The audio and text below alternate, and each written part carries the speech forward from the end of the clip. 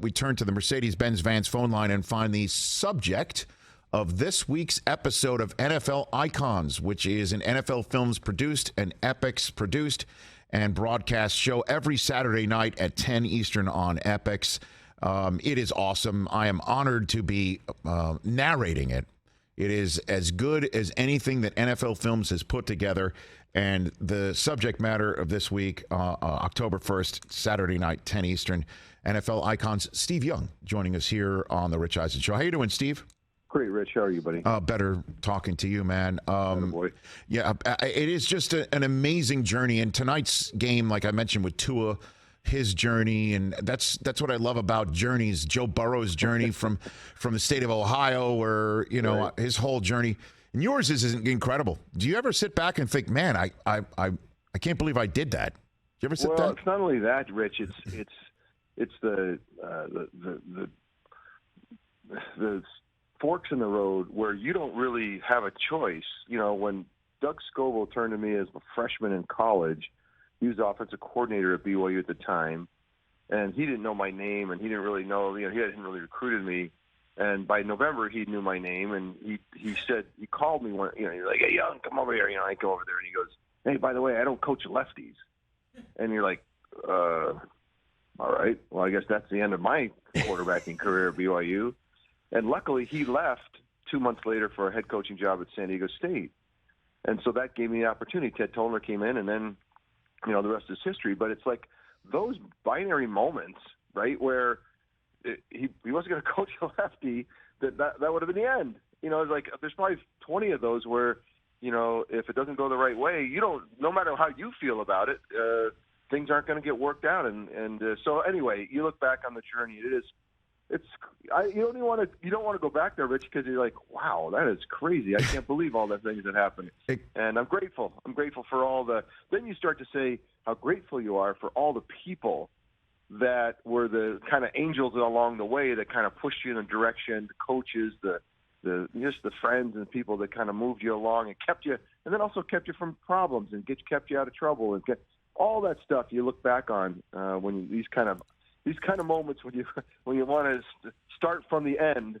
I completely agree with how much it's kind of overwhelming to think about. Yeah, I mean, very rarely when I'm reading a script that NFL Films gives me for anything, let alone NFL Icons, Steve, I'm wondering if there's a typo on it. What were you on the depth chart at BYU at one point? Where were you? Eighth string. Rich, remember in 1980 is the only they and maybe Stanford a little bit, and University of Florida, Miami, Florida. They were the only schools that threw the ball, and were getting guys kind of ready, quote, ready for the pros. Everyone else is running the wishbone, split up severe option, some version of, kind of a option game. And so I had this crazy dream that I wanted to play pro football. I wanted to throw it in college. And so BYU was the place to be, and they had, who knew? There were 8 other guys who also felt the same way at that time. And I was eighth because I don't know if it was alphabetical. First I thought, oh, this must be alphabetical. That's why I'm eighth. And then I find out, no, it's legit. It's straight up legit. And all the names are still in my mind, all the guys in front of me. And by the time Ted Tollner showed up in the wintertime, and I was working with Tom Homo playing safety because they moved me because they couldn't coach a lefty. And then when he showed up and said, "Why are you working out the defense? Because you're throwing the ball really well." And I'm like, "Because I'm lefty." He's like, "Well, that's stupid." And then so then spring ball, he convinced Lavelle Edwards, the head coach, to say, "Look, let's give Steve Young a couple weeks and let's see what happens." And by the end of a couple weeks, I was backing up Jim McMahon as a incoming sophomore. So what a story, man! And then how did you get walk me through, Steve Young, to your drafting professionally and what happened with the separate leagues at the time and how that all worked out for you. Well, it's fun. I mean, the USFL became that year, all the owners, they got the chutzpah, they realized that they were entrenched. They had the attendance, they had the TV, they were a league and they could make it. And so then they went to the next thing is to try to get the seniors in college, the incoming draft class, and that's when they went. Memphis Showboats signed Reggie White and Herschel Walker, and I got I basically got recruited by Don Klosterman. I know, Rich, I don't know if you remember Don Klosterman, who was the GM of the Rams for years under Carol Rosenblum. And so he had left the Rams and was now running the LA Express. And with Sid Gilman, and Sid Gilman was, he must have been 70 years old at that time, 75 years old, but he was the one that coached John Hadel, and he was the West Coast offense. He was the roots of Bill Walsh's West Coast offense. So those guys are recruiting me. And the other side is the Cincinnati Bengals are the first pick, Sam Weiss, and obviously it's just a much different, environment. And he said, look, come to L.A., Manhattan Beach Elementary School. Here's all these young players. We have Gary Zimmerman. Well, Gary Zimmerman ended up being a Pro Football Hall of Famer out of Oregon. JoJo Townsend. We had a bunch of guys, and you're going to play right away and have fun. So I did it. I decided that, and Reggie White and I had become close friends at the Hula Bowl and the All-Star game. And my dad helped him find an agent. We were close. And when he went to the Memphis Showboats, he gave me the ability to say, you can go to this league, it's going to be okay. So that's what I did. And then you did, and then you wound up, obviously, in the NFL with Tampa. How did you wind up in San Francisco, Steve? How did you finally wind up there? Well, so you went to the USFL. One of the reasons why you went to the USFL is because if you didn't make it or something happened and we didn't merge, that you come out a free agent. And then, of course, the NFLPA, I'm still kind of bitter about it, that they negotiated all of our rights into a supplemental draft, and that's when I went number 1 to the Tampa Bay Buccaneers. So I ended up there. Ray Perkins shows up after Leland Bennett gets fired, and Ray Perkins tells me that he hates lefties and he hates scramblers. And I'm like, oh, this is not good. Come on. How many people are going to tell you that, Steve? Unbelievable. I was like, I feel like, disrespect. But that's when I was traded to the St. Louis Cardinals, who was an equally bad team. And I had made a great relationship with Hugh Culverhouse, the owner of the Tampa Bay Buccaneers at the time, and in a trusted relationship. And he had told me, 3 months before, you're my quarterback for life. You're the kind of guy I want to build a team around. You're the kind of guy that I want here and that, whatever. And so I got the call from Ray Perkins. You traded the St. Louis Cardinals. I called Hugh Culverhouse. I said, Mr. Culverhouse, come on, man. You told me I was the quarterback for life. Now, 3 months later, and he goes, yeah, Steve, I'm so sorry. I don't have control of this kind of. Well, you can't send me to St. Louis. That's just wrong. And so he said, hold on a minute. So he called me back and said, look, I've nixed that trade. You go and find a place where you feel like you feel good. We'll try to make that work. And that's what opened up the door for Bill Walsh to give me a call and come to Provo, Utah, work me out. And then after that workout, he and I were fast friends, and that's how it happened. So, but didn't you know at the time? Obviously, Montana's there. Didn't you have any reason? What happened, Rich? So Bill shows up and says, the reason why I'm recruiting you, Steve, is because Joe's had his second back surgery just last week. And if you know back surgeries, there's no way that, as great as Joe Montana is, his back is not going to be able to make it. And so we need somebody to come in and be ready to take over. And so for me, and I told Bill at the time, look, Coach, I'm going to go play. I'd rather go to law school than sit around and watch. I'm not going to watch. So you tell me, I don't want to wish anything bad on Joe, but if you're telling me that this is an opportunity, then I'm going to take it. And I remember this great story. I'm sure I told 1,000 times, but the first practice, I'm out there early, ready to go, and I've never met Joe Montana in my life. And Joe comes out and he's jogging, and I think the first thing I said, he doesn't look hurt. He does not look like he's on his way out. And that's when I turned to Bill and Coach Walsh. I said, Coach, Joe looks pretty good. And he gave me this shrug of the wry look and smile, and that was it. And then it was on. You remember the next 4 years, it was on. So it was. That's one way to say it, Steve Young. It was on. It sure was on. Well, because I didn't. It was awkward from the very beginning because I didn't want to back up, and Joe didn't want me to be there. So it was awkward from the very beginning. So, but here we were. So we made the best of it and went on and won Super Bowls and MVPs and everything else. So when you finally won it and told Gary Plummer in that famous NFL Films moment to take the monkey off my back, the last several minutes of our conversation, that's also the monkey, right? That's it. Yeah, of course. Right? Especially when you got now Tom Brady has been here 20 years, so we're more akin to what it takes to be 7-time Super Bowl. At the time, there was already 2 Super Bowls, and ended up with 4. And unheard of kind of success at the time. And so, and then so the city becomes an embodiment of the success.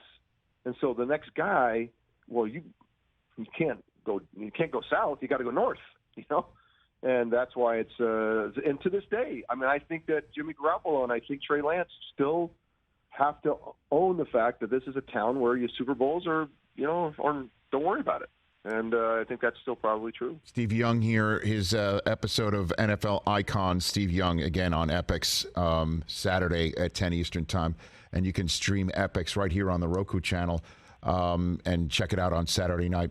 Steve, you just mentioned Lance and Garoppolo, and then when Garoppolo is sticking around with Lance there, it's kind of like, had Montana moved on, and then you were given the reins, and Montana's still staying. Right. That's what I was thinking at the time. It's an oddity. There's no question, and no one would have thought it. Not Jimmy, not Kyle or John Lynch, the general manager, thought that there was a chance that Jimmy would not find a home and of value for the 49ers and for Jimmy. It just didn't happen, and so they ended up back with each other.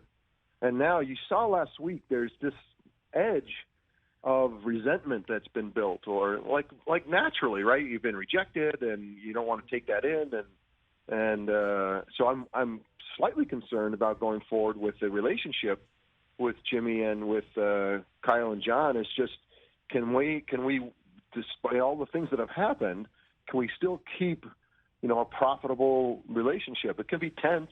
Just make sure that it's creatively tense, right? Not toxically tense. And I think that'll be a fine line throughout the year, depending on how things go, because there's certainly a lot of broken glass between everybody, and like any big time, highly sought after job in the world, you got to be able to have thick skin, and you got to be able to move beyond the rigor of the moment. So we hope that everyone at the 49ers can do that, especially around those three guys. Because if they can't find a profitable way forward, then where are we? And then it gets really kind of tougher. So what's the toxic part of it? The fact that, Jimmy took the pay cut to be the backup, and he's now the starter again and making that much less? Or what do you got? I mean, what think about it. Like he's 34-14, went to the Super Bowl, went to a couple of championship games, and now they're telling him, we don't want you. We don't want you, and we're going to let you go, and we've drafted somebody else. You're done. So then he has to take all that success in his mind and make sense of it. Like, why am I being released? Why am I being fired? And what you don't want to do naturally is say, well, it's because I'm not getting things done or I'm not doing my part. You take it as, well, they're idiots, and then people around you say that everyone's an idiot. And then pretty soon you listen to everyone, you don't take in the full measure of why you're being let go, why you're being fired as a part of what you've done, so you could learn and grow, and you build resentment and victimization, and so that goes on for 6 months through his injury, and everyone's telling him how loud, can't wait to get out of there, I'm glad they forget those guys, and look, have I heard those words said? No, but I'm just saying, if you think about the human nature of it, screw those guys, you'll be better off somewhere else, blah, blah, and you start talking and thinking about that for 6 months, and then you end up back in the same spot. And maybe if you don't have those conversations to make things more positive, you're ending up together, remarried, when you haven't really solved the original problem. Right, and I guess then you could also remember the good times of that first marriage in the first half of that Sunday night game in Denver, and then in the second half of that Sunday night game in Denver, it was all the reasons why they wanted to break up in the first place, right? And so, and I guess nobody blackmailed Jimmy G into signing that contract to stay put either. Nope, so he chose it. What do you think about Jimmy G's just game and matched with Shanahan's? Yeah, what do you think, Steve? Kyle is an innovative. People are going to come open in his offense.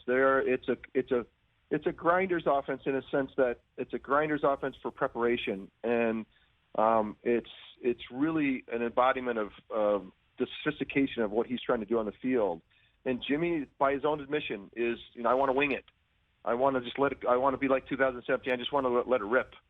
And so there's the great grinders on the data through the years of the guys that are at the top of the league. That's Tom Brady. That's Peyton Manning. Drew Brees, Aaron Rodgers, they grind through the data. And there's guys like Jameis Winston, and these guys that love to just rhythm, just let me rip, let me go. And there's highs and lows, and in the highs and lows, Kyle obviously didn't want to ride the highs and lows, and Jimmy wants to ride the highs, he wants to ride the highs, and then how do we solve for the lows? And I think that's why the two of them have to find a profitable way forward, so that they can find that place where, hey, Jimmy, I need you to do extra here, and Coach, I need you to help me here. And those are the kind of conversations hopefully are happening right now. Steve Young here on the Rich Eisen Show. Before I let you go, let's go full circle here, because again, in your we'll see it on Saturday night on the Icons episode, and you had mentioned it a number of times. You heard, well, I'm not coaching lefties.